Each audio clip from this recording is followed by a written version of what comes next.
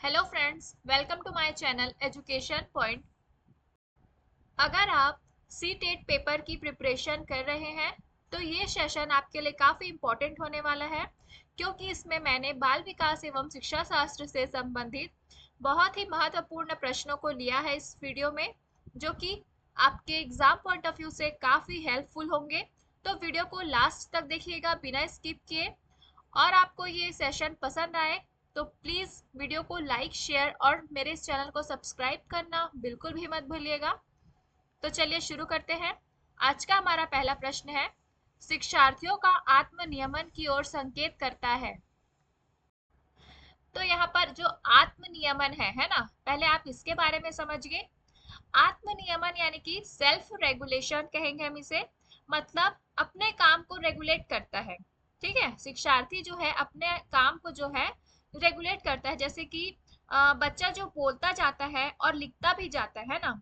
जैसे कि बच्चा जो है वो पढ़ाई कर रहा है और बोलते बोलते कि मुझे ये लिखना है, इसके बाद ये करना है ना, ये टॉपिक में से इसे लिखना है। और साथ ही जैसे कि वो लिखते भी जाता है और उसे क्या बोलते हैं, एक प्रकार से बोलते भी जाता है, लिखते भी जाता है ना, अपने आप को बताते जाता है कि मुझे ये करना है, ऐसे टाइप से।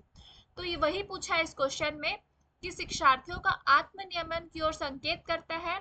ऑप्शन दिया है। ऑप्शन ए है विद्यार्थियों के व्यवहार के लिए नियम बनाना। ऑप्शन बी है विद्यार्थी निकाय द्वारा बनाए गए नियम विनियम। ऑप्शन सी है स्व अनुशासन और नियंत्रण। ऑप्शन डी है अपने सीखने का स्वयं पर्यवेक्षण करने की उनकी योग्यता, है ना। तो इसका सही आंसर हम लेंगे ऑप्शन डी को। ऑप्शन डी इसका सही आंसर हो जाएगा।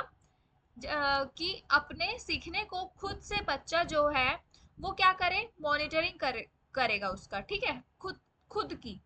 जैसे आप लोग ये क्वेश्चंस का आंसर देख रहे हैं अभी, है ना, तो कौन सा सही होगा उसे चेक करते जा रहे हो। इसका मतलब अपने काम को आप क्या कर रहे हो, ऑब्जर्व कर रहे हो, है ना, कि आपने कितने आंसर से सही बताए पाए हैं कि नहीं। तो इसे हम क्या कहेंगे, आत्म नियम कहेंगे, नियमन कहेंगे। ठीक है, जैसे कि अपने सीखने का स्वयं पर्यवेक्षण करने की योग्यता को कहा जाता है। याद रखेंगे फ्रेंड्स, काफी इंपॉर्टेंट क्वेश्चंस है ये। नेक्स्ट क्वेश्चन देखते हैं। मैं आपको सभी क्वेश्चंस को डिटेल में समझाने की पूरी कोशिश करूंगी। अगर आपको समझ में आए तो मुझे कमेंट बॉक्स में जरूर बताइएगा कि आपको ये वीडियो पसंद आई हो तो। नेक्स्ट क्वेश्चन देख लेते हैं। निम्नलिखित में से कौन सा समझ के लिए ना, ध्यान दीजिएगा, समझ के लिए शिक्षण को प्रदर्शित नहीं करता बोला है। तो फ्रेंड्स, जो शिक्षण करते हैं, है ना, शिक्षण जो कराया जाता है वो कैसी होनी चाहिए, तो वो हमेशा समझ पर आधारित होनी चाहिए, है ना। आप इस चीज को ध्यान रखेंगे, हमेशा समझ पर आधारित होनी चाहिए, है ना, समझ के लिए करानी चाहिए ताकि बच्चा उससे कुछ समझ पाए। तो इसमें वो प्रदर्शित नहीं करता पूछा है। ऑप्शन देख लेते हैं। नियम कैसे काम करता है इसे स्पष्ट करने हेतु उदाहरण उपलब्ध कराने के लिए विद्यार्थियों को पढ़ाना। मतलब इसमें क्या बोल रहा है कि नियम कैसे काम करता है, यहाँ पर नियम की बात आ रही है ना, उसे स्पष्ट करने हेतु उदाहरण उपलब्ध कराने के लिए विद्यार्थियों को पढ़ाना। तो इसके लिए सिर्फ विद्यार्थियों को पढ़ाना। ऑप्शन बी है समानता और अंतर देखने और सादृश्यता स्थापित करने के लिए विद्यार्थियों की सहायता करना। नेक्स्ट है ऑप्शन सी विद्यार्थियों को एकाकी तथ्यों और प्रक्रियाओं को याद करने, ध्यान दीजिएगा यहाँ पर याद वर्ड है ना, याद करने के योग्य बनाता है। ऑप्शन डी है परिघटना या अवधारणा को अपने शब्दों में अभिव्यक्त करने के लिए विद्यार्थियों को कहना। तो यहाँ पर जो है वो कौन सा समझ के लिए शिक्षण को प्रदर्शित नहीं कर रहा है, तो विद्यार्थी इसमें समझ पा रहा है, इसमें भी और इसमें भी, है ना। लेकिन ऑप्शन सी इसका सही आंसर हो जाएगा, क्योंकि नहीं है पूछा है। ठीक है, तो यहाँ पर बोला है विद्यार्थियों को एकाकी तथ्यों और प्रक्रियाओं को याद करने के योग्य बनाना, है ना, मतलब कि वो एक प्रकार से रटे, ठीक है, याद करे। तो ये आंसर क्या हो जाएगा, सही हो जाएगा इस क्वेश्चन के हिसाब से। नेक्स्ट क्वेश्चन देखते हैं। निम्नलिखित वर्णन को पढ़िए तथा कोहल वर्ग के नैतिक तर्क की अवस्था को पहचानिए। ठीक है, यहाँ पर जो वर्णन दिया है ना, ये वर्णन दिया है, इसे पढ़ने बोल रहा है। तो पहले वर्णन पढ़ लेते हैं हम। अंतःकरण के स्वचयनित नैतिक सिद्धांतों के द्वारा सही कार्य परिभाषित किया जाता है जो कानून एवं सामाजिक समझौते पर ध्यान दिए बिना संपूर्ण मानवता के लिए वैध होता है। देखिए यहाँ पर संपूर्ण मानवता की बात की जा रही है ना। तो फ्रेंड्स यहाँ जो वर्णन दिया गया है ना, तो इसमें क्या है, जो इसमें जो है ये स्वचयनित है ना। यहाँ पर बोला है देखो स्वचयनित, यानी कि अपने अकॉर्डिंग वो सही गलत को बता रहा है बच्चा। ठीक है, और क्या बोलते हैं, मतलब अपना डिसीजन खुद से ले रहा है ना, इस वर्णन के अनुसार। जैसे कि नैतिक सिद्धांतों के द्वारा सही कार्य है ना परिभाषित किया जाता है जो कानून एवं सामाजिक समझौते पर ध्यान दिए बिना, मतलब वो अपना खुद का निर्णय जो है वो खुद से ले रहा है। तो जब व्यक्ति समाज के नियम कानून को तोड़ देता है जैसे है ना, तो मानवता के लिए, ठीक है, क्यों तोड़ रहा है, तो मानवता के लिए, क्योंकि वो उसे ठीक नहीं लगते। ठीक है, क्योंकि वो उसको ठीक नहीं लगेंगे तो वो उस नियम कानून को तोड़ रहा है।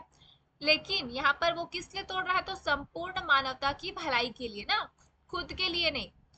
तो इसका सही आंसर हो जाएगा ऑप्शन ए।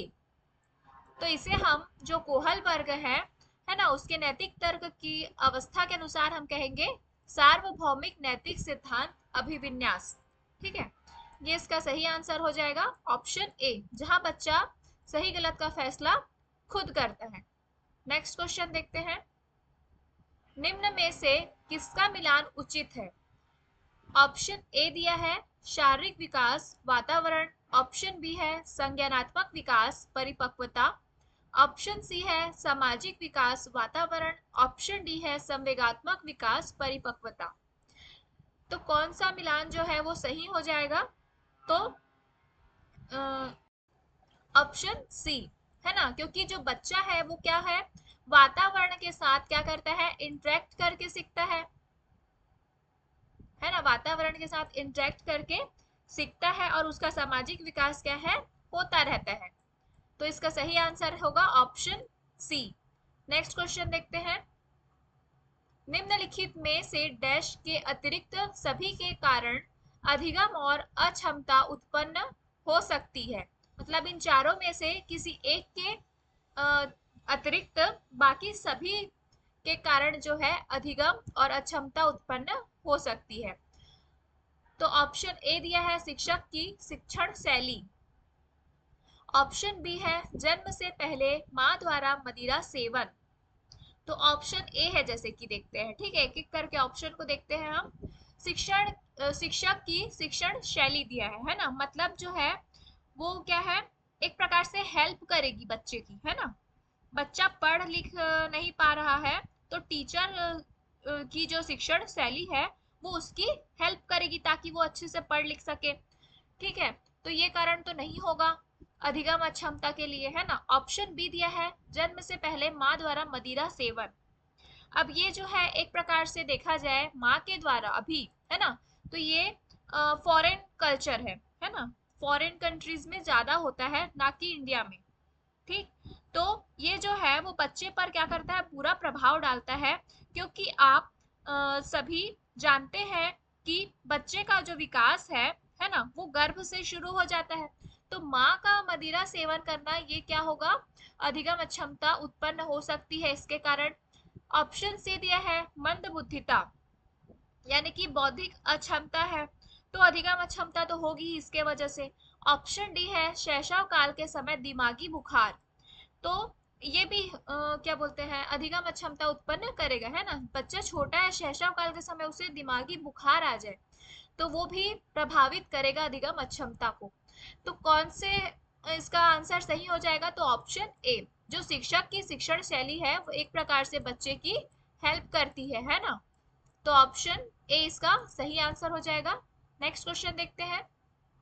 वह प्रक्रिया जिसके द्वारा बच्चे आदतों, कौशलों, मूल्य तथा अभिप्रेरणा को विकसित करते हैं और जो उन्हें समाज का जिम्मेदार एवं क्रियाशील सदस्य बनाती है, उसे क्या कहा जाता है? ऑप्शन ए दिया है समाजीकरण, ऑप्शन बी समावेशन, ऑप्शन सी मुख्य धारा से जुड़ना या ऑप्शन डी विभेदीकरण। तो ये जो प्रक्रिया है, जैसे कि बच्चों की आदत, कौशल, मूल्य और अभिप्रेरणा जहाँ विकसित होते हैं, है ना, और जो उन्हें समाज का जिम्मेदार एवं क्रियाशील सदस्य बनाती है, उस प्रक्रिया को हम क्या कहेंगे? समाजीकरण कहेंगे। ऑप्शन ए इसका सही आंसर हो जाएगा, क्योंकि ये सभी जो है समाज के अंतर्गत हम रहते हुए ही, जैसे कि स्कूल आ जाएगा, दोस्त आ जाएंगे, है ना, फैमिली मेंबर्स आ जाएंगे, आपके टीचर्स आ जाएंगे, ये सभी आ जाएंगे आपके समाजीकरण में। ठीक है, तो इसका आंसर होगा ऑप्शन ए। नेक्स्ट क्वेश्चन देखते हैं। स्व जागरूकता एवं संज्ञानात्मक क्षमताओं का नियंत्रण, जैसे योजना बनाना, समीक्षा करना और संशोधन करना इत्यादि में अंतर्निहित है। तो ऑप्शन ए दिया है संज्ञान बोधन, ऑप्शन बी संज्ञान, ऑप्शन सी समायोजन, ऑप्शन डी केंद्रीकरण। तो इसका जो स्व जागरूकता और संज्ञानात्मक क्षमताओं का नियंत्रण है ना, इसे इसका सही आंसर हो जाएगा ऑप्शन ए। उसे हम क्या कहेंगे? संज्ञान बोधन कहेंगे। ये इसके अंतर्गत क्या होंगे? सब निहित होते हैं। मतलब कि जो संज्ञान बोधन यानी कि सोच के बारे में चिंतन करना, जब आप अपनी सोच के बारे में चिंतन करना चालू कर देते हैं, है ना, तो उसे हम क्या कहेंगे? संज्ञान बोधन कहेंगे। तो उसमें आ जाएगा जैसे कि संज्ञानात्मक क्षमताओं का नियंत्रण, है ना, जैसे कि योजना बनाना, समीक्षा करना, संशोधन करना, ये सभी क्या होंगे? इसमें इत्यादि में अंतर निहित है, उसे हम संज्ञान बोधन कहेंगे। नेक्स्ट क्वेश्चन है, शैशवावस्था में समाजीकरण की संस्थाएं प्रमुख रूप से डैश महत्वपूर्ण है, जबकि प्रारंभिक बाल्यावस्था में समाजीकरण की संस्थाएं डैश भी महत्वपूर्ण हो सकती है। तो यहाँ पर क्या आएगा, ये पूछा है। तो पहले तो देखते हैं, जो शैशवावस्था होती है, ये होती है 0 से 2 वर्ष की अवस्था। ठीक है, ये होती है 0 से 2 वर्ष की अवस्था, जिसे हम शैशवावस्था कहते हैं। ठीक, और जो प्रारंभिक बाल्यावस्था होती है, इसका एज भी आप याद रखेंगे, कभी कभी एज भी पूछ देता है ना, ये होती है आपकी 2 से 6 वर्ष की अवस्था। ठीक, इसे हम प्रारंभिक बाल्यावस्था कहते हैं। तो जो 0 से 2 वर्ष की अवस्था यानी कि शैशवावस्था होती है, तो जब बच्चा समाज से इंटरेक्ट करके सीखता है, उसे क्या कहेंगे हम? समाजीकरण कहेंगे, है ना। उसका सबसे पहले वह अपने परिवार से सीखता है। ठीक है, तो उसे हम क्या कहते हैं? इसमें कहेंगे हम प्राथमिक हो जाएगा। ठीक है, जो परिवार होता है, इसका आंसर बी होगा, जो परिवार होता है ना। तो 0 से 2 वर्ष का जब बच्चा है, वो परिवार में पहले होगा, अपने परिवार के साथ। तो सबसे पहले जो बच्चा होता है वो परिवार होता है। जो परिवार है वो प्राथमिक ही होगा, हमेशा याद रखेंगे आप, परिवार होगा वो प्राथमिक है। तो इसमें ऑप्शन बी में ही दिया है प्राथमिक, है ना। और दूसरा क्या बोला है? जब बच्चा 2 से 6 वर्ष का होता है, तो जब बच्चा अपने समाज से इंटरेक्ट करके, जैसे कि अपने स्कूल में, है ना, टीचर्स के साथ या फिर किसी धार्मिक स्थल में, यानी कि ये हो जाएगा सेकेंडरी हो जाएगा आपके लिए। ठीक, तो ये सारी चीजें होती है वो सेकेंडरी हो जाती है, जैसे कि स्कूल है। ठीक है, ये हो जाएगा बच्चे की सेकेंडरी यानी कि माध्यमिक। तो ऑप्शन बी इसका सही आंसर हो जाएगा। नेक्स्ट क्वेश्चन देखते हैं। इसमें से कई क्वेश्चंस हैं जो आपके सीटेट की परीक्षा में पूछे गए हैं, तो वीडियो को लास्ट तक जरूर देखिएगा, क्योंकि इसमें बहुत से प्रश्न हैं जो कि मतलब बहुत से क्या, सभी प्रश्न आपके एग्जाम पॉइंट ऑफ व्यू से इम्पोर्टेंट है। अगर आपको सीटेट की पेपर अच्छे से दिलानी है, तो समझते हुए देखिएगा, क्योंकि इसी से रिलेटेड ही प्रश्न पूछे जाएंगे। अब क्वेश्चन 9 नंबर का क्वेश्चन देखते हैं। बचपन के प्रारंभिक सालों में किसके विकास पर ध्यान केंद्रित करना चाहिए, पूछा है ना। यहाँ पर प्रारंभिक साल बोला है, बचपन के। ठीक है, तो ऑप्शन ए है शारीरिक कौशल, ऑप्शन बी सामाजिक कौशल, ऑप्शन सी संज्ञानात्मक क्षमता, ऑप्शन डी संवेगात्मक कौशल, ऑप्शन ई अमूर्त तर्क। अब यहाँ पर बच्चे की प्रारंभिक साल के बारे में बात की जा रही है ना, तो ये सब एक दूसरे पर निर्भर होंगे, जो कि शारीरिक कौशल है, सामाजिक कौशल है, संज्ञानात्मक क्षमता है और आपकी संवेगात्मक कौशल है। ये जो है वो आपके मतलब एक दूसरे से क्या होते हैं, एक दूसरे पर निर्भर होते हैं, ठीक, और एक दूसरे को क्या करते हैं, प्रभावित भी करते हैं। ये भी क्वेश्चन पूछ सकता है, ठीक, तो एक दूसरे को क्या करेंगे, प्रभावित करेंगे। जैसे कि जब बच्चा 11 साल का हो जाता है, ठीक है, जब बच्चा 11 साल का हो जाता है तो तो तब की बात अलग है ना। अभी जो है वो प्रारंभिक सालों की बात की जा रही है, तो इसमें ये सभी आ जाएगी। तो बच्चे के विकास पर ध्यान केंद्रित करना चाहिए, तो इन सभी के विकास पर है ना। लेकिन अमूर्त तर्क, जैसे कि जब बच्चा 11 साल के बाद की अवस्था आ जाएगी, ठीक है, तो प्रारंभिक अवस्था में अमूर्त तर्क से कोई लेना देना नहीं है, ठीक। तो इसका आंसर हो जाएगा ऑप्शन 3, ए बी सी और डी। नेक्स्ट क्वेश्चन देखते हैं। शिक्षा कक्षा में लड़कों के लिए एक शिक्षक की टिप्पणी, मजबूत बनो और लड़कियों की तरह नम्र व्यवहार मत करो, किसको बढ़ावा देगा? ऑप्शन ए है जेंडर समता, ऑप्शन बी है जेंडर रूढ़िवादिता, ऑप्शन सी है जेंडर भूमिका में लचीलापन, या ऑप्शन डी है जेंडर समानता। ठीक, तो इसका आंसर आप जेंडर भूमिका में लचीलापन मत ले लीजिएगा, ठीक है, लचीलापन पॉजिटिव वर्ड है करके। इसका आंसर क्या होगा, चलिए देखते हैं। पहले तो जेंडर समता है ना, तो जेंडर समता क्या हो जाएगा, ये एक प्रकार से एबिलिटी के बच्चे की एबिलिटी के आधार पर क्या संसाधन क्या करेगा, देगा बच्चों को, ठीक। तो बच्चे की एबिलिटी, ठीक है, बच्चे की एबिलिटी के अनुसार उसे संसाधन देना। ऑप्शन बी है जेंडर रूढ़िवादिता, यानी कि जैसे कि बच्चा जो है, ठीक, बच्चा जो है वो जेंडर रोल के बारे में क्या करता है, 4 साल के बाद क्या करता है, जानना तक पता चल जाता है उसे कि वो लड़का है तो उसे ये काम करना है, और जैसे कि इस चीजों के साथ खेलना है, जैसे फुटबॉल खेलेगा, ठीक है, या और कुछ। जैसे लड़की है तो वो क्या करेगी, डॉल्स के साथ खेलना पसंद करेगी, ठीक है, तो ये उसके अंदर आ जाती है, ये जेंडर रूढ़िवादिता कहलाएगा।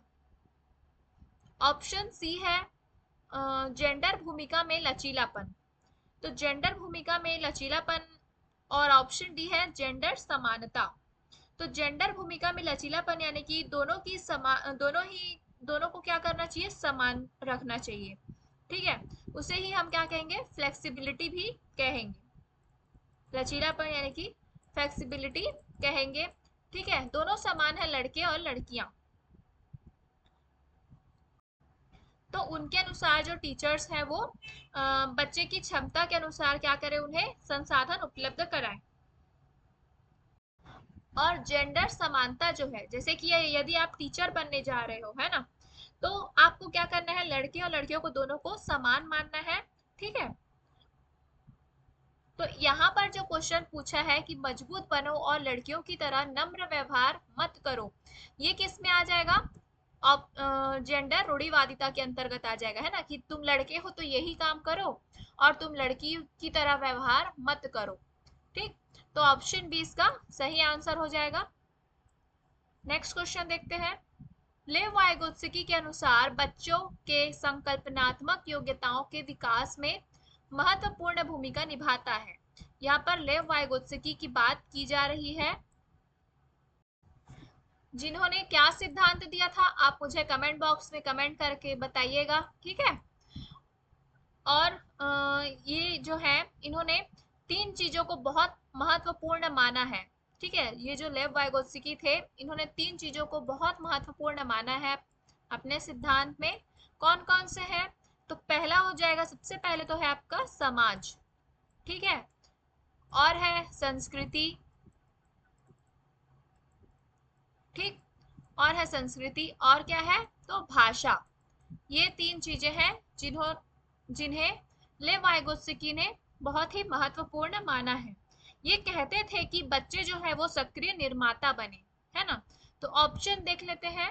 ऑप्शन ए दिया है मूर्त पुरस्कार, ऑप्शन बी सहकर्मी सहयोग, ऑप्शन सी सामाजिक अलगाव, ऑप्शन डी मानकीकृत पाठ्यक्रम। तो मानकीकृत पाठ्यक्रम तो होगा नहीं। सामाजिक अलगाव, ये तो समाज से प्रेम, मतलब समाज के प्रति इनकी अलग ही भावना थी, है ना, बच्चे समाज में रहकर ही सीखते हैं, ऐसा कहना था। तो समाज से अलगाव तो नहीं होगा, ठीक है। और ऑप्शन बी है सहकर्मी सहयोग और ऑप्शन ए है मूर्त पुरस्कार। तो ऑप्शन ए भी नहीं होगा, इसका सही आंसर है ऑप्शन बी सहकर्मी सहयोग। क्योंकि बच्चों के संकल्पनात्मक योग्यताओं के विकास में महत्वपूर्ण भूमिका निभाता है वो है सहकर्मी सहयोग, है ना। बच्चे जो है वो समाज से अंतः क्रिया करके सीखता है ना। तो समाज में सहकर्मी सहयोग यानी कि अपने पीयर ग्रुप से सीखेगा, ठीक है। समाज में बच्चे के बहुत सारे दोस्त रहते हैं, है ना, उनके द्वारा उनके सहयोग से सीखेगा। ये हो जाएगा ऑप्शन बी इसका सही आंसर। नेक्स्ट क्वेश्चन देखते हैं। अब ये कथन वाला प्रश्न आ गया।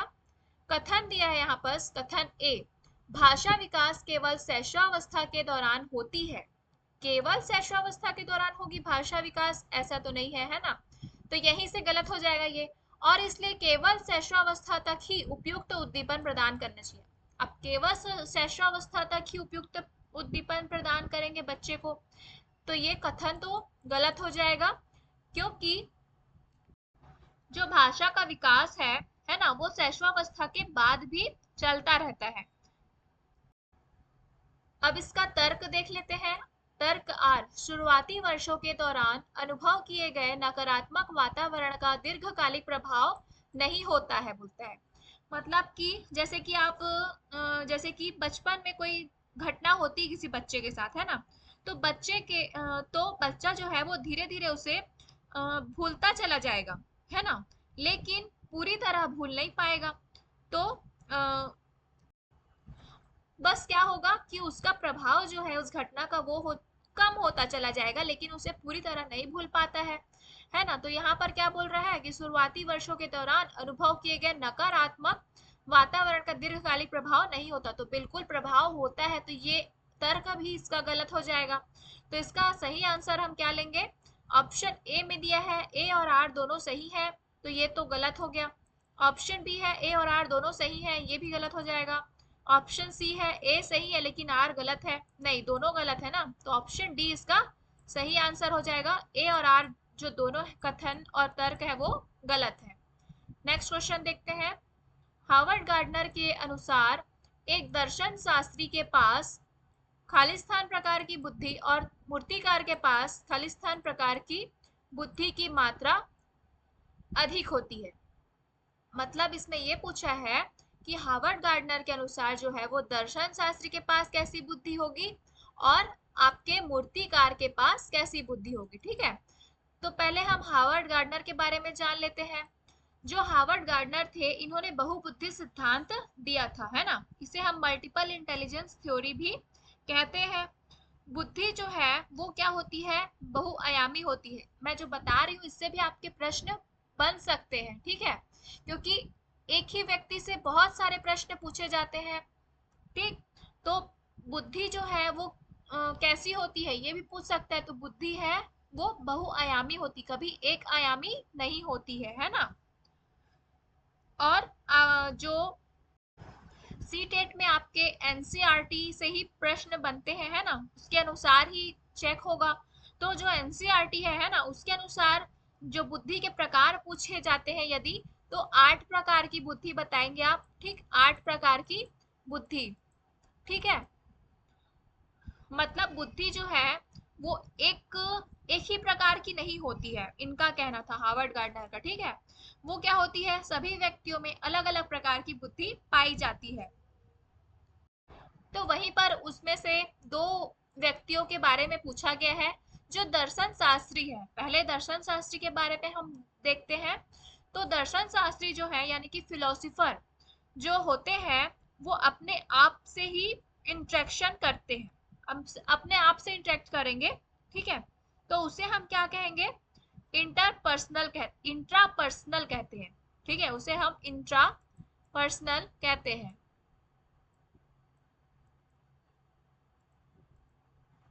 ठीक है, पर्सनल कहेंगे जो दर्शन शास्त्री होंगे। ठीक। और जो इंटरपर्सनल इंटेलिजेंस होती है आप उसे भी याद रख लीजिएगा। जो इंटर, इसमें बहुत कंफ्यूजन होता है। इंटर,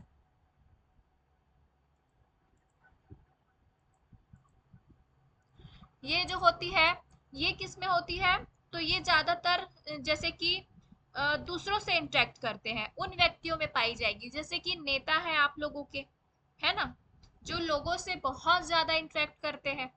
ठीक। और दूसरी तो ये क्या हो जाएगा इसका आंसर, इंट्रा पर्सनल हो जाएगा। इंट्रा पर्सनल यानी कि अंतः व्यक्ति कहेंगे हम इसे। ठीक है, अंतर व्यक्ति यानी कि इंटरपर्सनल और अंतः व्यक्ति यानी कि इंट्रापर्सनल। ठीक है, इसमें हिंदी में दिया गया है, आप इसे इंग्लिश में याद रखिएगा। और दूसरा क्या पूछा है, मूर्तिकार के बारे में पूछा है ना। तो मूर्तिकार जो व्यक्ति होते हैं वो क्या करते हैं, अमूर्त चिंतन करते हैं ना, अपनी रचनात्मकता के द्वारा क्या करते हैं, इमेजिन करते हुए मूर्ति का निर्माण करते हैं, है ना। तो उसे हम क्या कहेंगे, दिक् स्थान कहेंगे। हिंदी में दिक् स्थान कहेंगे, लेकिन इंग्लिश में हम इसे स्पेशल कहेंगे। ठीक है,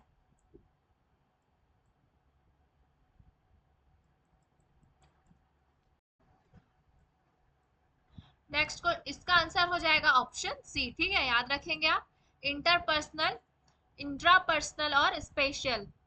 नेक्स्ट क्वेश्चन देखते हैं।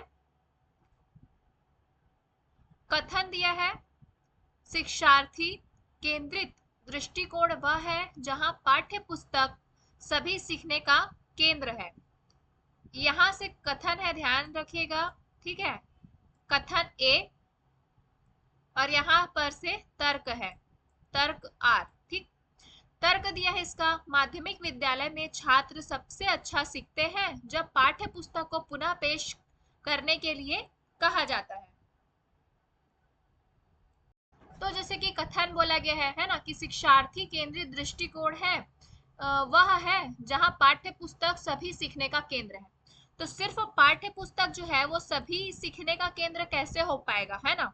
पाठ्य पुस्तक एक प्रकार से क्या हो जाएगा, एक टीएलएम के अंतर्गत आ जाएगा। ठीक, एक टीएलएम होता है, इसे आप क्या करेंगे, एक संसाधन के तरह यूज करेंगे, है ना, न कि केंद्र की तरह। और इसमें आर जो आपका तर्क दिया है, जैसे कि माध्यमिक विद्यालय में छात्र सबसे अच्छा सीखते हैं जब पाठ्य पुस्तक को पुनः पेश करने के लिए कहा जाता है, तो ये भी क्या हो जाएगा आपका, गलत हो जाएगा, है ना। सिर्फ माध्यमिक विद्यालय में ही छात्र सबसे अच्छा सीखते हैं ऐसा तो नहीं होता।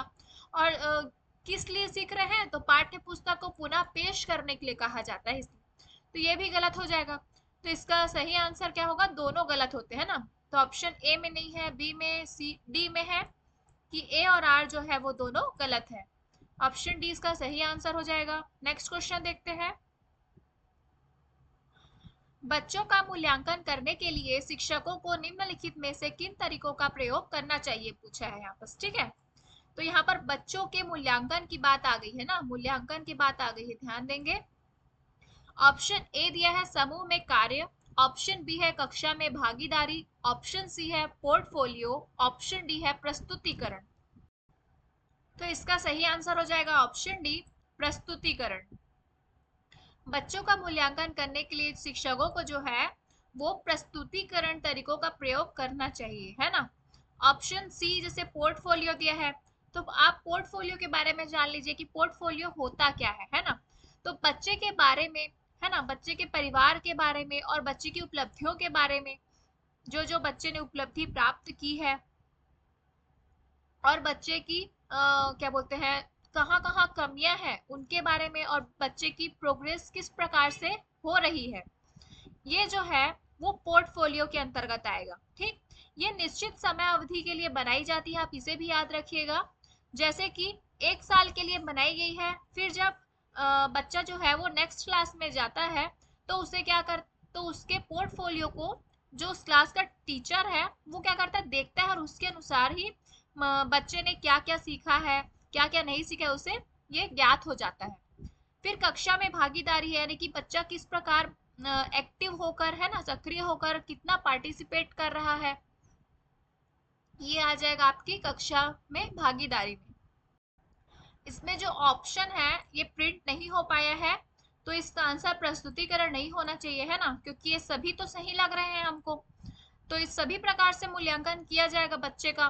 तो इसमें प्रस्तुतिकरण यानी कि बच्चा किस प्रकार से प्रेजेंटेशन कर दे रहा है ना, उससे भी हम मूल्यांकन कर सकते हैं बच्चे का।